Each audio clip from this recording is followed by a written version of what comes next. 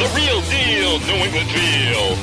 I went up the rain. I went so down to be ashamed of myself. You should be ashamed of yourself. Corso and Catone. Welcome into Corso and Catone, the real deal, New England feel. I'm Corso Catone. You should be ashamed of yourself. Me? You're Why right me? in the open. Why me? Because, on this day, this wonderful day, we'll get to it in a second.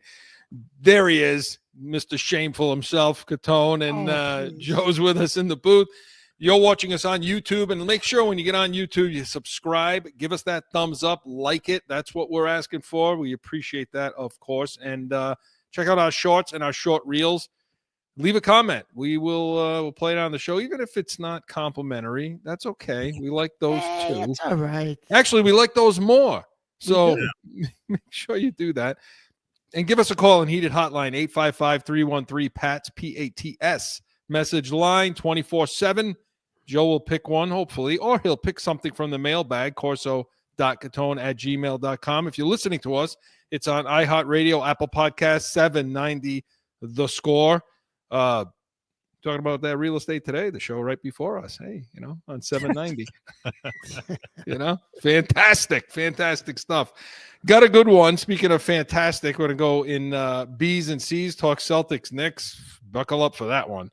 And we're going to go back in the week and weekly rewind. What the hell are we talking about on that one today, Joe? I think we're talking about actually, you know what? We're not doing weekly rewind. We're staying B's and C's. So B's and C's, then Catone's comments, of course. You don't even know what we're doing. How are you running this today? You don't even know what we're doing. You know what? He just got on here like 30 seconds ago. Let's go. We ready to go. Let's go. You're gonna hear why during Catone's comments I got on here 30 seconds ago. So hold tight. We'll stick around for that. The store. Stick around for that. And, of course, going to hear from one of you in, am I right in saying that? No, Heated Hotline? Or are we talking about, what the hell is happening, Joe, with this outline? Yankees, Red Sox. Yankees versus Red Sox. I got everything wrong here today, All right, that's okay. Well, I just got out of church. Hi, guys. Hey. What's going on? Let's hopefully we do a little better than how I started over here talking about all this stuff. I hope. Hey, we got a new Pope, guys. Yes. Leo the 14th. Leo the 14th. We're really. Marc said good. I think that sounds like a wonderful new whiskey, or Well, there is a cognac, or I think it's a cognac. It's called Louis the 14th, which is very expensive. So that's Louis. That's Louis. This is Leo, so it's a little different. Get your minds out of the gutter. You're talking about the Pope. He just came from church. You're talking about drinking. We're screwed though, because not only is everything else against the Celtics, now God is against the Celtics because this Pope went to Villanova, which is where Brunson and Hart and Bridges went to. So we're screwed now. That's the end of that. Talking about being screwed. We want to definitely get to that with the Celtics. I don't think there's going to be much Bruins here. I don't think we're going to fit it in. There's too much to talk about with the Celtics, and we're going to do it right now, Joe. Hit it! The Celtics are the world champions, and they have shown the world how great a ball club they really are.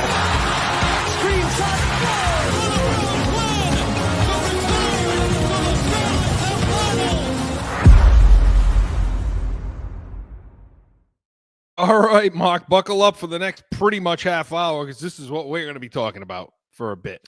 So, Chris, you're talking about getting screwed. I mean, I think it's just safe to say we can just touch on it for like 10 seconds.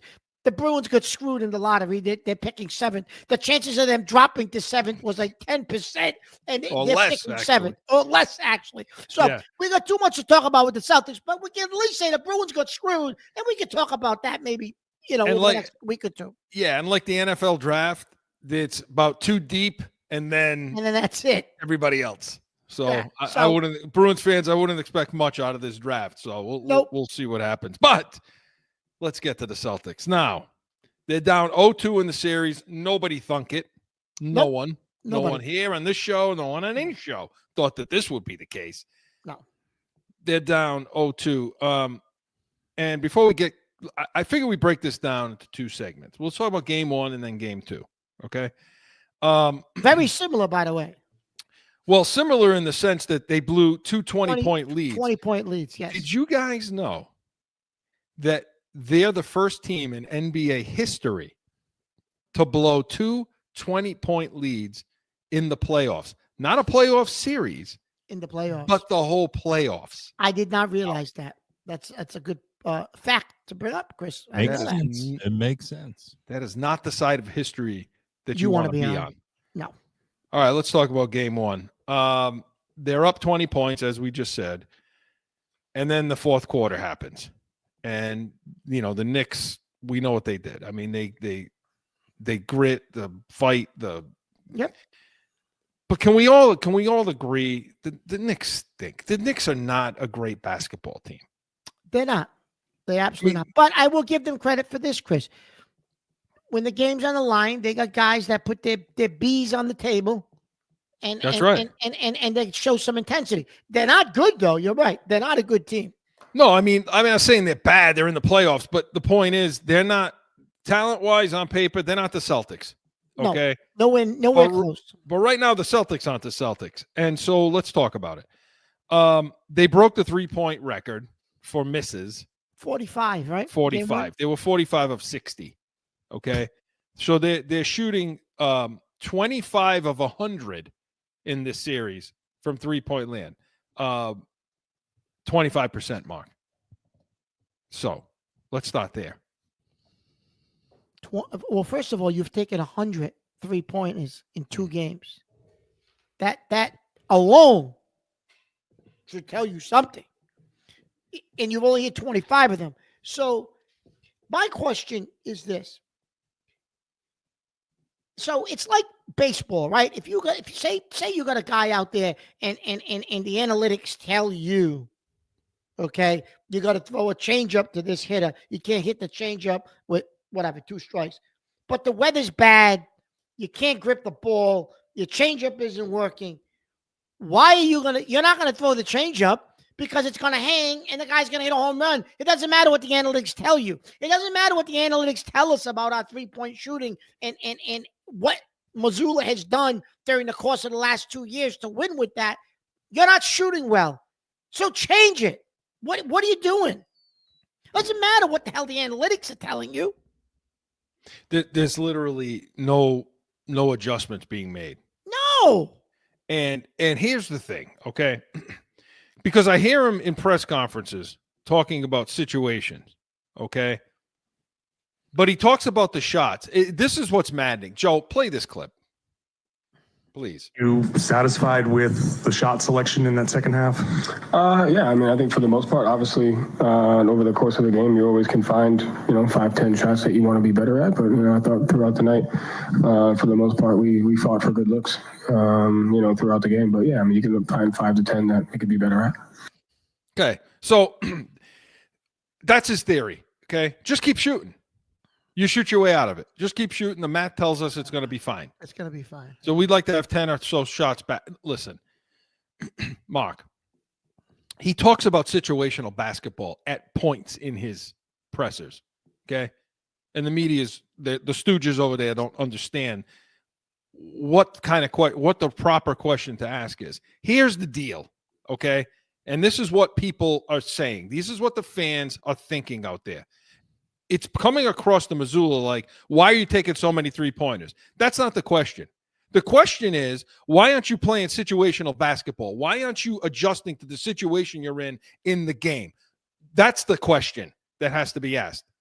So if you're hitting 25% of your shots, you're not going to all of a sudden kick that number up to 35%, 40% in that game. No. It's been determined now that you're cold. You're not hitting these shots. So rather than keep taking them, you got to do something to get yourself out of that 25% issue, which means go to the lane, drive the lane, get off a pick and roll like Tatum a couple times in that game, comes off the pick, comes off the roll, gets the ball, and pulls up and shoots. If he drops his shoulder and just continues to the basket, he probably gets to the line. Yeah. If you do that enough, and the outside shots open up more, and maybe you start to calm yourself down, and maybe you start to hit the shot. That's situations. That's adjusting to the situation, Marc. Yeah. That's the question. Why aren't you adjusting to the situation you're in, Joe, which is we can't hit the broadside of a friggin' barn tonight? My question is, why doesn't anybody follow the shot? Nobody follows up. Everybody just watches the one guy take the three-pointer from wherever they are. They all stand on the outside, let him take and then they all start going back. Well, yeah, you're right, Joe, about that. That is true. And that's just the nature, I think, of what these guys do on a lot of teams now. That is a lost art, Joe. But the other thing, to go along with Joe's point, is when they do miss a shot, guy gets a rebound, Chris. Rather than trying to go back up and drawing contact and getting fouled, they immediately kick it back out and they take another three-pointer within 2 seconds. So Horford gets a rebound, looks, throws it back out. Sometimes he's throwing it back to the guy who took the shot, but throws it back out, another three. He got another rebound. He got 2 rebounds in a row, Chris. Rebound, throw it back out, another 3. Jesus, go up to the basket. Maybe you get fouled. You're getting the rebound. You're kicking it back out, and you're doing the same exact thing. That makes no sense to me. Okay, you took the three-pointer. You missed. Go up with the rebound. Yeah, again, and it just doesn't seem to be – nobody on the sideline there is getting that into their brains. Listen, you got a situation in game 1. Towns gets his 3rd foul with 9:46 left in the second. He gets his 3rd foul. He should have fouled out of that game. Yeah, he should have. Brunson gets his 3rd foul with 2:45 2:45 into the second. He should have fouled out of that game. Well, first of all, Chris, whoever Brunson's playing defense on should be taking him to the hole and drawing contact. Your guards can go to the hole, whether it's Holiday or White or whoever he's on. Take him to the damn hole and draw contact. Right. I mean, you're absolutely right, Chris. It's. I mean, you go down the list of some of these numbers, and we talked about the 25%. Okay. Well, the 25% was combined for 2 games, Chris. The first game, it wasn't even 25%. No, 3-point was 25%. The first game, I didn't even think it was that much. Yeah, it was 15 to 60. Okay. So they were 25%, and then they hit 10 of them in the second game. So 10 for 40. Yeah. So the 25%, fine. They're getting through the offensive rebounds while they're not down statistically. They're down when it matters. They were getting killed on the boards there, and so you have and the turnovers. Look. You can't have 18 assists and 14, and in the second game, 17 and 17 assists to turnovers and expect to win. Yeah. I mean, these are the numbers. You can't get away from these numbers. So the point is, there's just nothing being done. And what bothers me too is the guys on the court. If Tatum, if you're the leader of this team, I don't care what they're telling you about 3-pointers because that's what they're telling them to do. No, I know they are. But you know what bothers me? Change it yourself. Yeah. You know what bothers me? So at the end of that first game, there's a timeout called. No, yeah, they did go to a timeout, correct? Yeah. On which one? Which game one? The end of the first game, game 1. Yeah. Before it goes to overtime, the last play of regulation before overtime. Okay. Yeah. Chris says to me, Marc, here's the play. Here's what they're going to do. And here's what's going to happen. And I said, all right. And that's exactly what they did. And that's what happened. What you just so if you knew that, how the hell did the Knicks not know that? Of course they do. You told me, I was on the phone with you. You said, Marc, here's the play. They're not going to do it. This is what they always do. And the Knicks are going to know what's happening. And the Knicks knew what was happening. Yeah. There was I don't know how many seconds left in the game. I don't even remember. But I said, they're going to walk it up. Tatum's going to, he's going to throw up a fadeaway on 1 foot, okay, instead of going to the basket. And then they're going to miss the shot. They're going to call a timeout. They're going to take it out, and Brunson's going to beat them.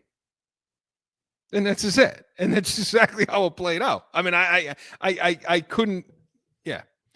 Listen, like I said, I mean, and then Tatum, with here we are again in the playoffs. And for as much credit as we gave him against the Magic, Marc, he's invisible. I mean, the he's first two games. Listen, yeah. Game invisible. 1 against the Knicks.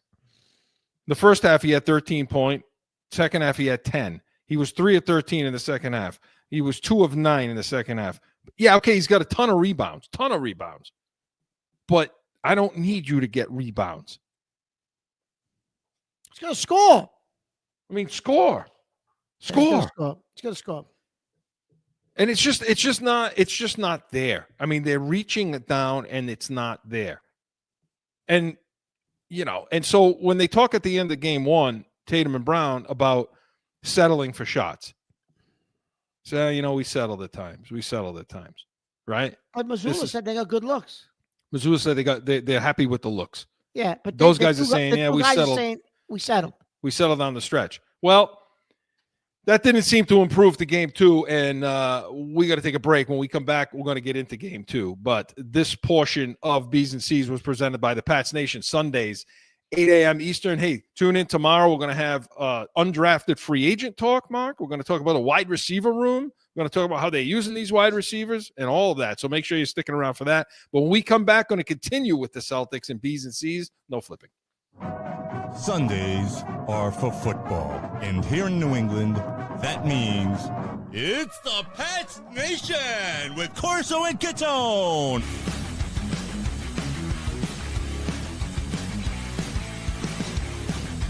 Sundays, 8 to 9 a.m. Back in with more Corso and Catone, the real deal New England feel. All right, we were relatively calm in the last segment. Yeah. Because things happen. Sometimes it's a one-off. You lose a game. Now we get the game 2. Okay? And this is where I think we're going to get a little more pissed off. So we just said that those two guys said they settle for some shots, right? Yeah. Did you see anything different down the stretch? No. Nothing. Nothing changed. Nothing was different. And some of the comments that Mazzulla makes after the game in the press conference is the same comments he made after the first game. Right. It's and we have that. When Joe's ready, we'll play it. As to some of the things he had to say. But looking at the actual game, okay? So I get it. When you go down the roster and you look at, I'm not going to give injuries an excuse. I thought I may, but I'm not going to. Look, because you had a 20-point lead in both games. So clearly you were well enough to build that lead, right? Okay. Yes. So but I will say, Porzingis, if you're relying on Porzingis to win this game, you're going to get win the series, you're going to get swept. Yeah. Because he's just, that's it. Whatever's wrong with him. I don't know what's wrong with him, Chris. I mean, what did he it. play yesterday? 8 minutes? Game 2, I mean? What did he play, 8 minutes? Yeah, I'd have to look at the No, minutes. he played more than that. He played played more more. than that. But Marc, and I'm not going to give him, I hear a lot of people saying, hey, look, remember when Jordan played and he was sick? And remember when this guy did this and you got to step up? Look, I don't know what's wrong with him. I don't know. So I'm not going to fault the guy for one. I don't question these guys' toughness. No. I'm not doing that. So I don't know what's wrong with him. Because if he's got something really, really wrong, then, that's another issue. Brown is not right. No, he's not right. Brown is definitely, Chris, he couldn't, he could, everything he was trying to do. Yes, he was losing the ball, dribbling. He went back to dribbling off his foot, dribbling off the thigh, couldn't ball handle. Something's not right. I know he's not 100%.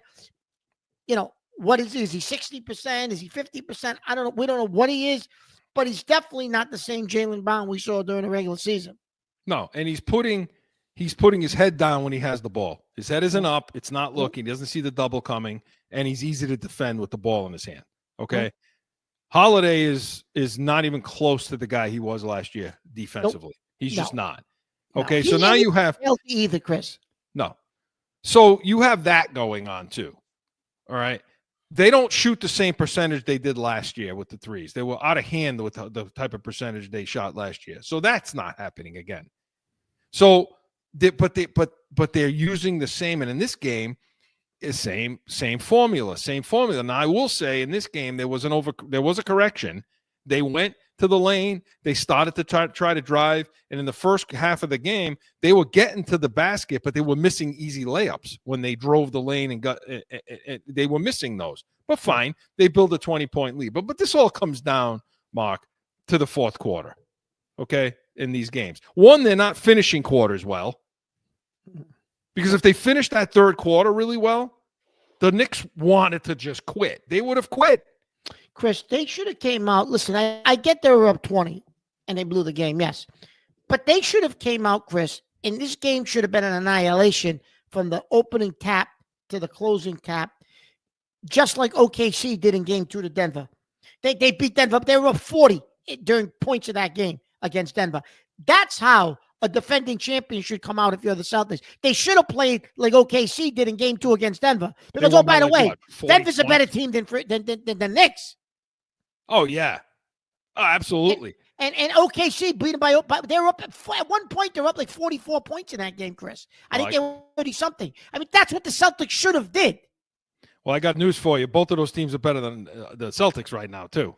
Well, so, yeah, they are. Look, they are. Again, once again, these are the numbers, Marc. Look, Tatum and Brown would combine 4 points in the fourth quarter. Tatum was 1 of 5, and Jaylen Brown was 0 for 4. Now, between the two of them, they only took 9 shots. On the other side, Brunson and Bridges, they shot 16. They had 16 shots, and both of them combined for what? 23 points. I mean, there it is. I mean, you have to go to your stars in basketball. You got to look to your stars, okay? But I also got to look at Mazzulla. I mean, come on, Marc. Just because it looks like the three-point shot's open, it's not. It's still, that doesn't make it a good shot. Yeah, but Chris, if you watch the defense of the Knicks, once they knew that they were not hitting again, similar down the stretch, fourth quarter, similar to game 1, their defense basically was allowing for them to take 3-pointers and protecting everything else. They were daring. They were telling him, go ahead and shoot them. You're not hitting them. Go ahead and shoot them. They were basically playing off, and in some cases, Chris, letting them shoot them. Marc, listen, Tatum can get to the rim anytime he wants. I understand that, but they're not doing it, and the Knicks knew they weren't doing it. They're backing him up. They're backing down. But it just pisses you off. He can get to the rim any damn time he feels like in this series. Maybe Brown can't. He can't handle the ball well right now because of whatever's going on with him. But Tatum, there was a moment in the fourth quarter right at the end. Tatum was wide open in the corner for a 3-point. Nobody was between him and the basket. He shoots. Okay. As a matter of fact, Horford was sitting down there. Brunson fell down. He basically slipped and fell. He had 3 options: take the open 3, drive to the lane and dunk it. Okay, and possibly maybe get a foul. Or throw it into Horford for a dunk. One of those 3. What does he choose? He chooses at 25% for the night to shoot a damn 3-pointer, and he misses it, of course. I mean, that's how you stop runs. You stop runs by going to the damn basket, by shooting mid-range jumpers, by going to the rim, getting to the foul line, or that I forget how basketball works. So just because a 3-point shot's open, that doesn't mean it's the best shot to take, right? No, absolutely not. And I'm going to tell you something else, Chris, what pissed me off at the end of that game. So at the end of the game, Mazzulla says in his press conference that, well, they went back to the play that had just worked previously. We have that too, if you want to hear it. Well, why don't you play that first, and then I'm going to tell you my take on that. Can we play that, Joe? Yeah, Tatum and Brown, or you want the other one? The other one. Mazzulla, yeah, play that, because then I want to talk about that. All right, here we go. What happened there in the last 5 minutes? It just seemed like you guys couldn't score, and they just made every play. Yeah, they made every play, and like I said, throughout the end of the fourth quarter, I thought we generated some good looks, and then I thought we had some live ball turnovers, and they took advantage of it. So they made the necessary plays to win. We put ourselves in position to do that, and we just didn't make the plays. You guys, two days off. How do you respond from this? This is just another blown 20-point lead. Exactly your worst nightmare. How do you come back from this? You just take a look at it, figure out where you have to be better, and put a full 48 minutes together. So I have an understanding that it's going to be difficult. That's why we do what we do, and figure out where we have to get better and do that. Joe, what was the thought process with not calling timeout there with 12 seconds left? I had one left, got a good look on the exact same play 20 seconds earlier, tried to execute the exact same thing. They did a better job of their lower pickup point, and we weren't able to get the advantage that we had on the last Tatum dunk. So good full court setting. They subbed out Towns, we weren't able to sub out Brunson, had action there, and we just didn't execute. Go. Okay, so he's talking about the point where they pick up and play defense, and he's talking about the cover point. So they bring the ball up the court. The last time the play worked, they had somebody playing the ball. They backed off. They didn't do that this time. So when he dribbles the ball up the court, all you had to do was look as a coach. The defense is different. It's not the same setup as we just got. And then he hits half court, called the timeout. It's not going to work. They backed down on They knew what you were going to try again. They defended it differently. Called the damn timeout. What the hell are you doing? But did the whole class really think they weren't going to adjust to it? Did he really think the same play was going to work twice? Yeah. Well, he thought so. You heard him. You heard him. And then he said, well, we wanted to get, the other thing he said too was, we wanted to get Mitchell Robinson was not on the court or something, and Mitchell wasn't on the court, and he was plus something, plus 20 something in the game. He was the only guy that was in plus for the game, and we didn't want him on the court. The math, Mark, the math again, the dorky geeky nerd, the math. Okay. Instead of having a feel for what's actually happening in time, in game, you're going with the goddamn analytics. I almost said a bad word, Joe. You would have had to beep me. Yeah. Hope's listening now. You know? Yeah. Mark, it's true, though. The damn analytics are getting in the way. And finally, the nerds are seeing it's coming to bear. Like we said it would. You can't. Chris, that was ridiculous. That you thought you were going to run the same play from 20 seconds earlier. What coach does that in a playoff game down the stretch when you got 20 seconds, 10 seconds left, whatever they had left? Yeah, and then on top of it, they had called it that dunk that Tatum had. They called a timeout before they did that. They called a timeout and then had it inbound from down there. Okay. Well, that's what they should have did. They should have inbounded from down there again. And then they, and that's the play they had when Tatum made the dunk. So they called a timeout and got to that play. Why don't you call a timeout and get to another play? Chris, why isn't Brown, not Brown? Why isn't White or Holiday controlling that ball? Thank you. And letting Tatum come off the ball and do set a screen, do something for him. Don't let him control the ball at the top. Why wasn't one of your guards controlling the ball? Mark, and every team does it. Okay, every team does it. But this crap now, I'm sick to death of watching NBA games where, just because there's 10 seconds left, you're down one, you need a basket, your star player gets the ball, who's done jack crap for the whole game, okay? Tatum did shit for the whole game, especially in the fourth quarter. Jaylen Brown can't dribble. He's dribbling on himself, okay? Those are your two best players. But again, we're giving Brown an out a little bit because of the injury. Fine. Tell me why it has to be a walk up the court, hold the ball, take a fall-away jumper. Why can't they run a damn basketball play? Why can't any team in the friggin' NBA run an actual basketball play where the point guard facilitator is holding the goddamn ball in his hand and you catch the open guy for a look? It doesn't have to be the number one star guy that takes the shot. Why? Yeah, no, they just don't do it anymore. But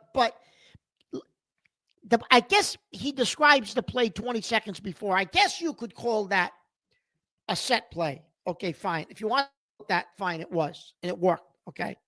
But other than that, if you look at the last 7 or 8 minutes of that game, the Celtics, Chris, didn't come up with a set, a real, to your point, they didn't have a real basketball set happening for the last 7 minutes of that game. All they did, Chris, was want a back screen 3.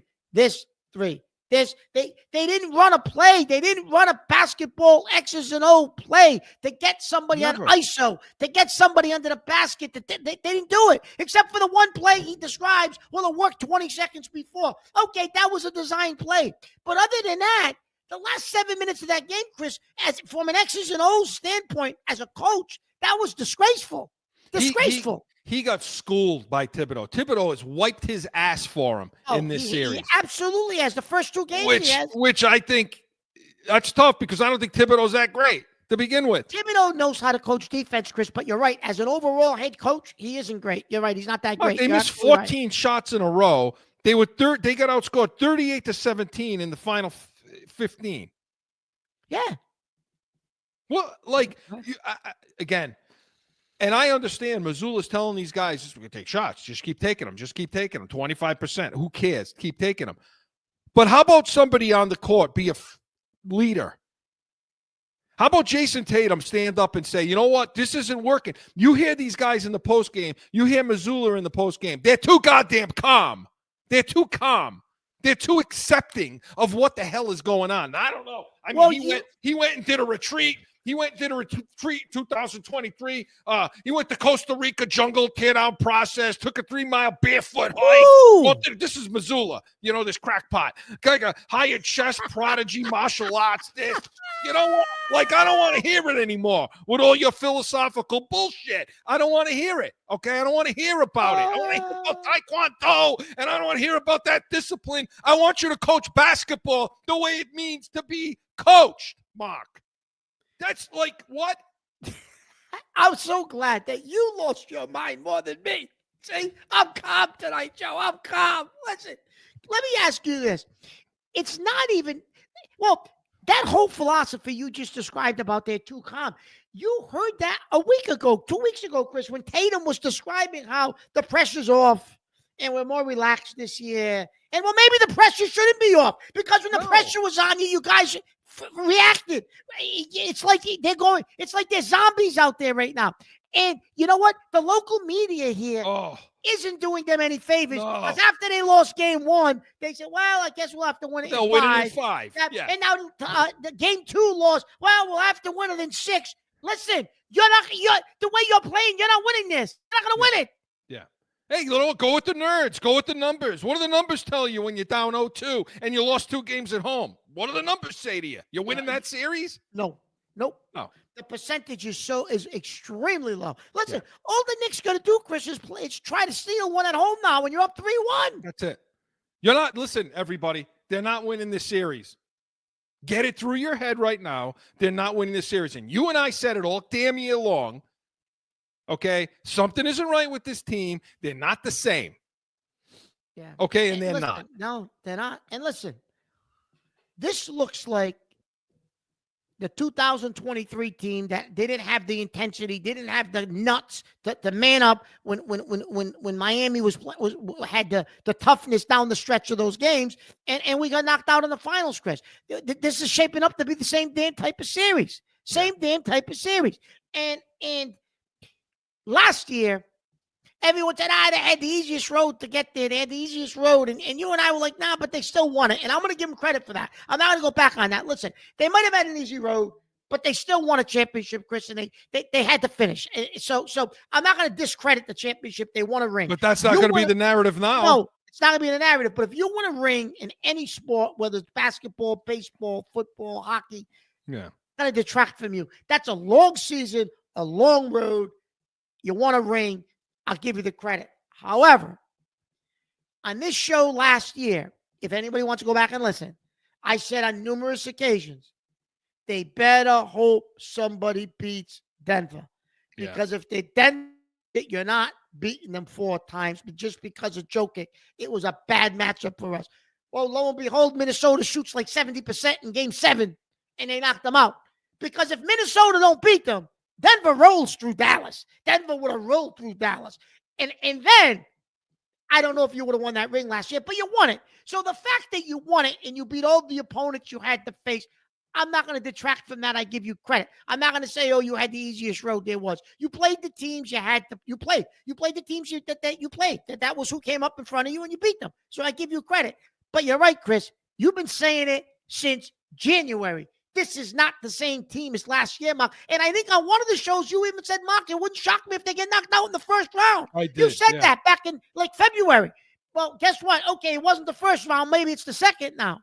That's it. And the last thing I'm going to say, and then we'll get to Catone's comments. Marc, this team, how do they go? We've been talking about the offense.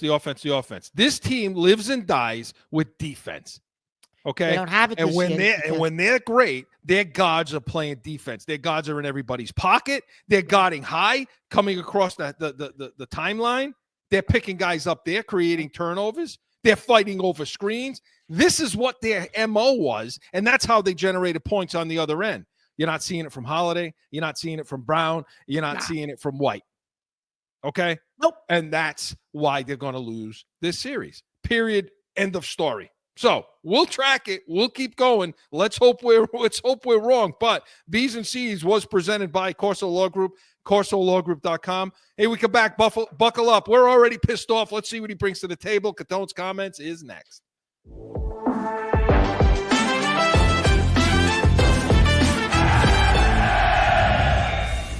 No one ever thinks they will be in need of a criminal or traffic lawyer, but things happen. Corso Law Group is Arizona's leading criminal and traffic law firm.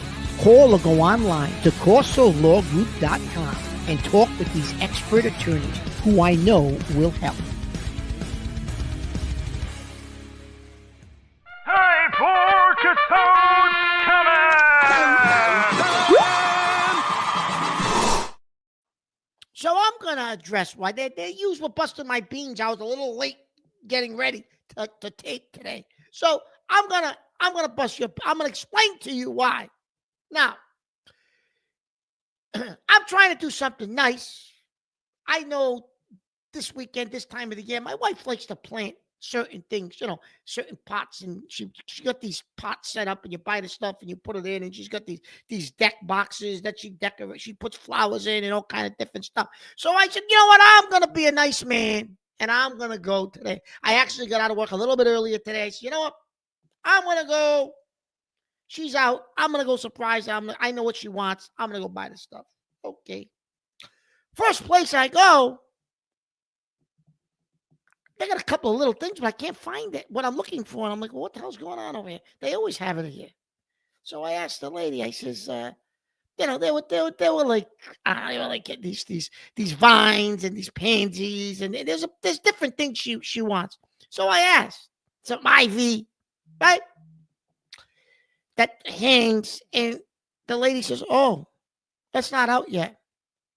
I said, "Well, what do you mean it's not out yet?" I said, "This is the season where you do that stuff because it's Rhode Island. You only got a short window. It's not like, living out, in Florida or Arizona where you have this big window of beautiful weather where you got a very short window." I said, "So what do you mean it's not out?"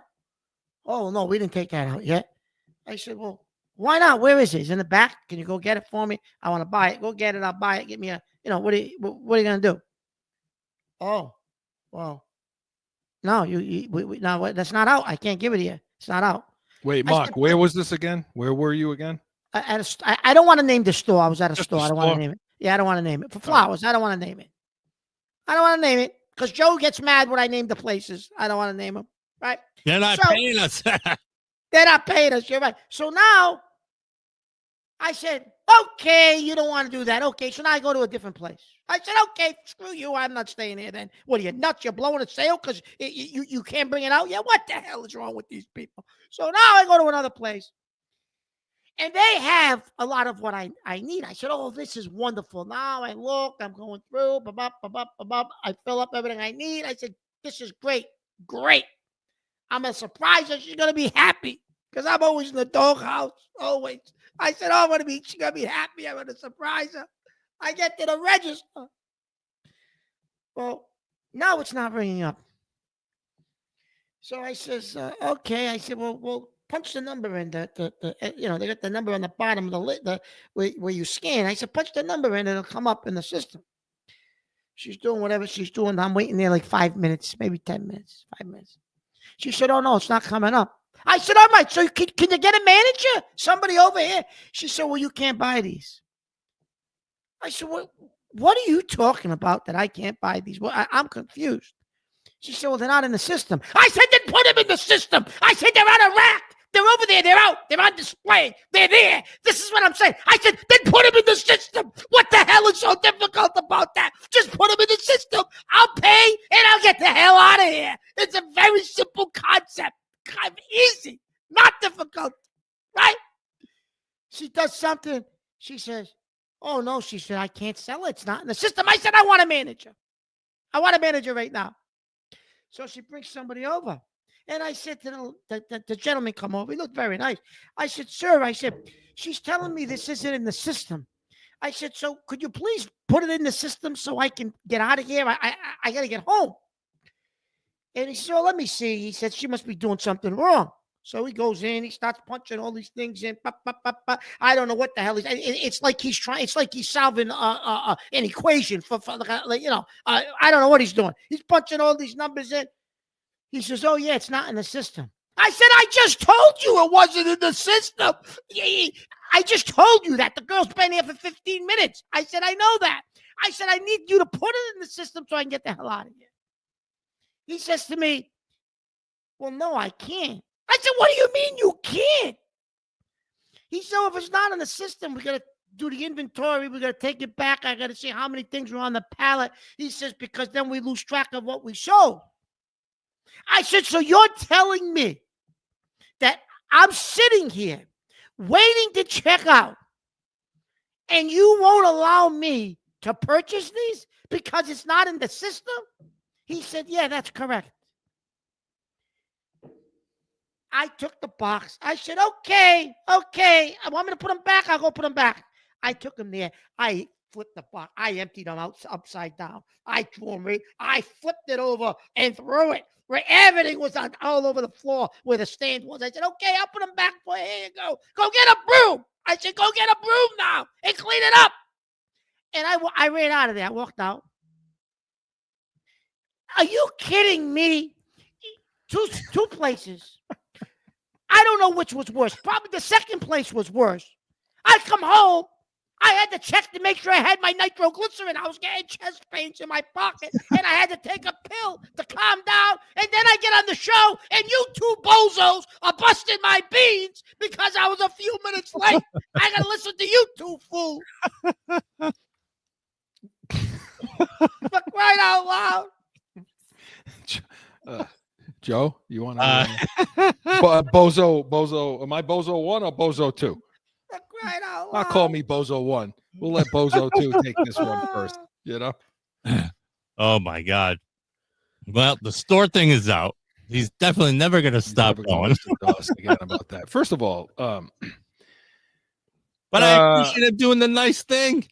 Okay, well, I'll get to that in a second. But I'll get to that in a second. Why didn't you just steal them? Are you crazy? I'm not going to steal them. Just walk out of the joint with them. Well, you know what? I probably could. They're not in the system. How are they going to report it? He stole something that didn't exist.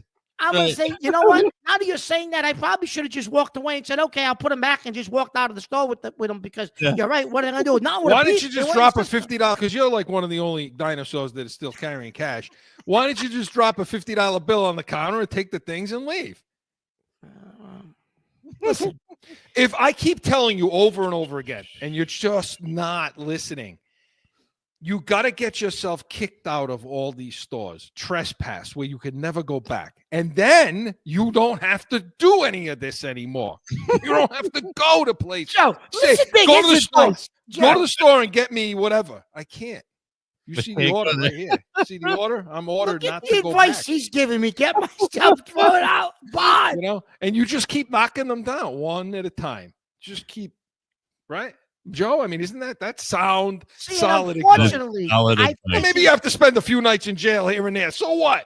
You're giving away all your tricks. I've taken Chris's advice, and most of the stuff we do now, we really do use Amazon, like everything, like Chris does, right? But for these, I can't order them on Amazon. You got to go somewhere and get them, right? But what business do you have buying flowers? I don't. I was trying. I don't. I was trying to be nice. Okay. I wasn't planting them. I wasn't planting them. She does. Yeah, you want to bet? So listen, I call him the other night during one of these games, right? And he answers the phone and he's like this. Yeah, whatever. Like worse than he normally sounds, you know? Oh, I had no voice, Joe. Monday I'm night, I like, had no voice, Joe. I'm like, what the hell's the matter Sunday with you? night, Monday night. I said, what the hell's wrong with you? Oh, my wife bought some sort of hydrangea. He's like naming the plants, which concerns me to begin with. He's like, she bought a hydrangea and I'm allergic to it. And I, on and on. I don't care. I says, yeah, that's not going to play well for the show. He's like, you don't even care. I could be on my deathbed. I said, I don't care. I said, the bottom line, the show comes first. And his voice sounded like crap. And so you didn't learn from that. You went back again to look at plants that you know nothing about. I don't know anything about it. I don't know about anything. He sounded like he was about 117 years old, you know? I don't know what to do with both of you. Listen, Marc, you want to know what you mean to tell me you've never bought stuff like that? No, I don't buy it. I don't leave. I don't go to stores. I don't go places. And now it's to the point where everybody knows it. Just like on a Sunday, nobody in my world invites me to do anything on Sunday. Well, during football season, everybody knows that about me too. Nobody bothers me. Nobody bothers me. No Sunday in the year does anybody invite me there. When I got to do something on a Sunday, last Sunday I had to go to a graduation party at 4:00. To me, 4:00 on Sunday is Monday morning, basically. What? Because you got to like start preparing for Monday. Like you got to start your mind preparing for Monday around that time. Yeah. You get the Sunday scaries. Yeah. You know, the Sunday scaries. Yeah, what are you back in school again? Well, Joe, these are for people that get up at dawn and early work all day. You sleep till noon and work till 3 a.m. Right. This kid's working. His whole thing. I mean, he goes down in that dungeon. He sits there till 3 o'clock in the morning. But anyway, he's having like rose petals for healthy rose petals for snacks. For snacks. We're eating bags of Pringles. Marc, the moral of the story, we're going to get to the baseball. The moral of the story here is don't do anything nice for anybody ever again. That's it. Yeah. Don't do drugs. That's it. And don't Can you imagine, though? Listen, these stores, Chris, are all hurting for cash, supposedly. Wow. And you're telling me I have it at the register. You can't buy those? No. Why not? Are you kidding? Like, think about that, honestly. I'm going to write a letter. I'm going to do an email to the company. And I'm going to say to them. I'm sure they really care. Yeah, they won't care. But it'll make me feel good. Nobody writes letters anymore, Marc. Just so you know. Not a letter, email. I caught myself. I said an email. I caught myself. I'm a dinosaur. You're T-Rex. That's because the area you live in, it's an insane asylum. Like the Celtics. What's the definition of insane? Doing the same thing over and over and over again and expecting a different result. There's the Celtics. There's you. That's it. You're lock in step with the Boston Celtics. All right, Marc. Good stuff. Don't help anybody anymore. Screw everybody. Catone's Comments was presented by the Pats Nation. Sundays, 8 a.m. Tune in tomorrow. We're going to have undrafted free agents, talk wide receivers, the wide receiver room, and so much more. When we come back, we're going to go Yankees versus Red Sox, and we're going to have to do it quick. Sundays are for football, and here in New England, that means it's the Pats Nation with Corso and Catone.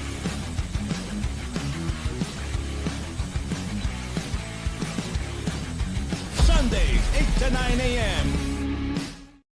Back in with more Corso and Catone, the real deal, New England feel. All right, Yankees versus Red Sox, Joe.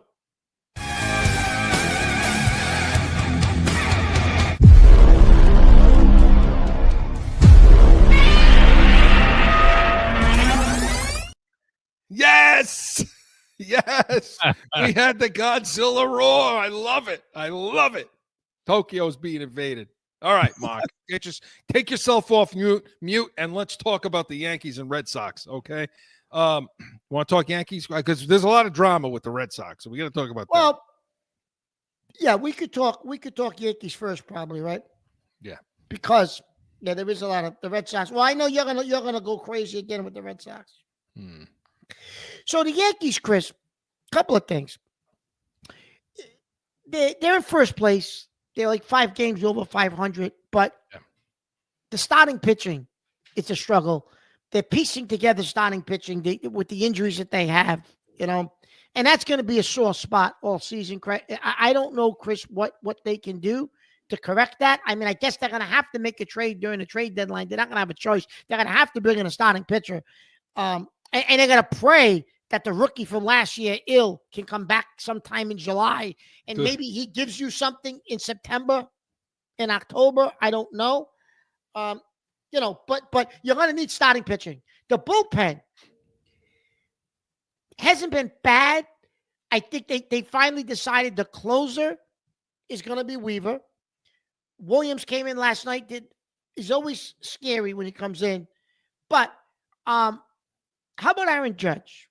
Let's talk about Aaron Judge. Sure. Aaron Judge is on pace to win the Triple Crown. Average, home runs, RBIs. He's batting .400. Now, listen, I realize it's only May, 9th, 10th, whatever it is, right? But he's hitting .400. He's got 12, 13 home runs, leads the league in RBI, leads the league in every category, Chris. They thought, he benefited from Soto. Yeah, he benefited from Soto, all right. Yeah, okay. Soto benefited from him. Because Soto's a great player, but some of those stats Soto had last year was because he was batting with, Judge was behind him. So if Judge continues on this pace, Chris, they got him in a bargain. Remember, they were debating on whether they wanted to give him what they gave him. When you look at these salaries now, he may decide he wants to renegotiate. They got him in a bargain for what they're paying him.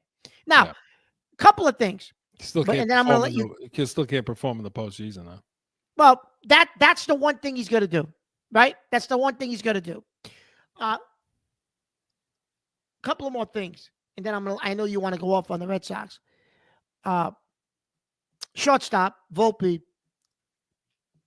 didn't take that next step, Chris, that you talked about. You said not yet, anyway. He's going to take that next step. He's got the kid down there, Lombard. They already moved him up to Double-A. That kid's coming. That kid could be a September call-up if he keeps hitting like he's hitting in the minor leagues. Yeah. Volpe will be find himself on the bench real quick. He's going to have to start hitting. Move him to third and bring the other kid up. Yeah. Paul Goldschmidt, Chris, is hitting .360. He's a pleasant surprise. You and I didn't know if he had anything left in the tank. He does. He's playing well, hitting well. He's a veteran. He's a leader in the room. He's helping. And Bellinger, we're going to hope he gets going. He was a guy that was going to help with the loss of Soto, but he really hasn't. Chisholm's not playing really well at second. Chisholm's not playing well. So right now, Chris, the division stinks. The American League as a whole, I think, stinks. Yeah. So the Yankees, Chris, they're going to float around first place in wild card all year. They should make the playoffs, but pitching, consistency in the middle to the bottom half of the order, consistency, those are areas they're struggling with, Chris, and I don't know if there's any answers for that. Yeah, I mean, listen, but you can point to specific things that happen injury-wise and stuff like that. Injury-wise, why we're dealing with some of that. Absolutely. What you can't do is point to any of that crap with the Boston Red Sox. Yeah. Okay? Listen, I've never seen a team shoot themselves in the foot more than this team, especially given what you just said. Here's the AL East. Baltimore is shocking right now. Yeah, I don't know what's going on. What the hell's happening with them? Even Tampa. Toronto. Listen, you talk about they could be taking advantage of this situation. The Boston Red Sox, you mean? Yeah.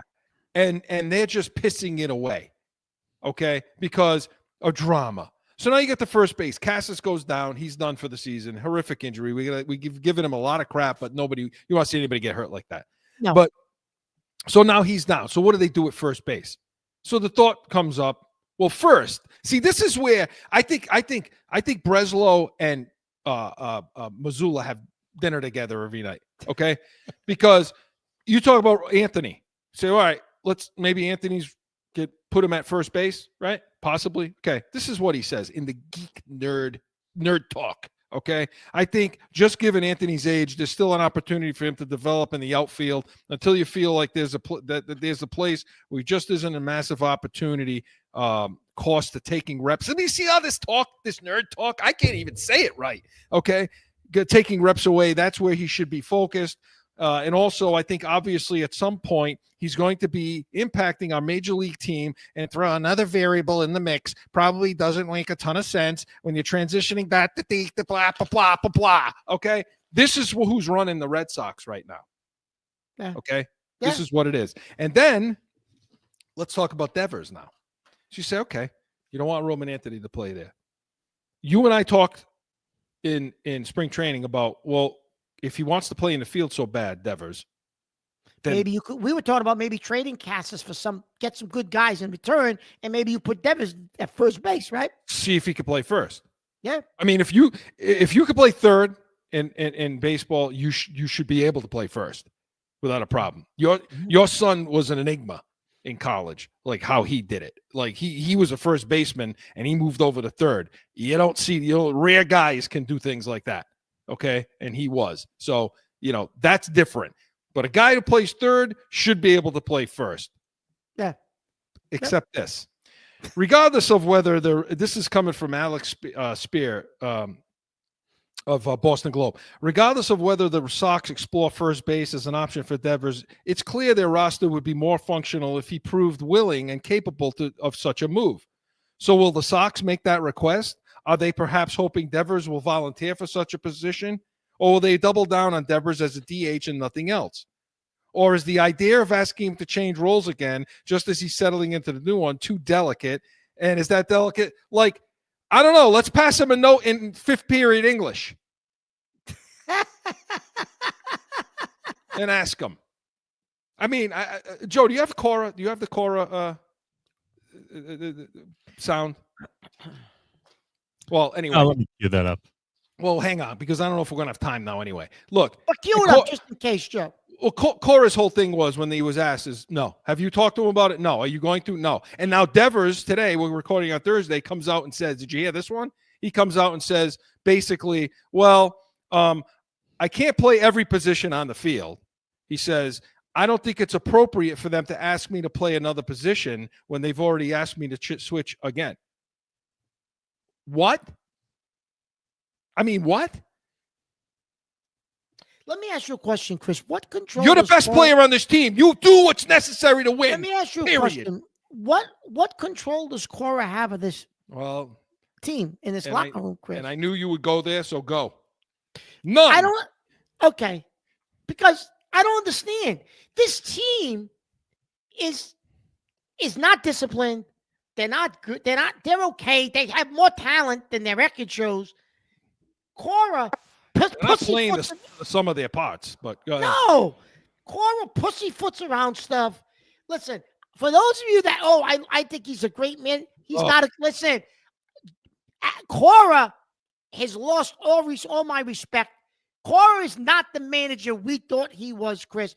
Yeah, he won it in 18 with a collection of guys who people could have went into the locker room. You just had to play with egos a little bit. You weren't managing. You weren't teaching. You weren't making guys better as the year went on. You didn't have to. Oh, and by the way, you were cheating, but that's a whole nother issue. We won't go there.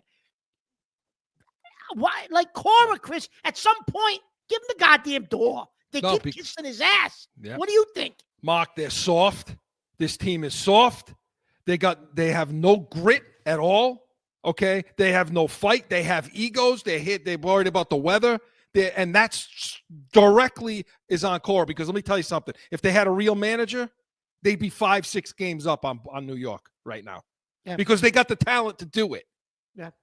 And that. So yeah, Cora has to go. This team is a collection of stiffs and soft players. End of story. It starts with Devers at the top. So, but we got to go. Corso and Catone was presented by the Pats Nation, Sundays, 8 a.m. Eastern. Hey, tomorrow we're going to have our breakdown of undrafted free agents, our wide receiver room, and how the coaches will use them. And make sure you come back to this show next weekend, noon Eastern. We're going to see if the Celtics are still in the playoffs, Catone's comments, and so much more. We are Corso and Catone, the real deal, New England feel.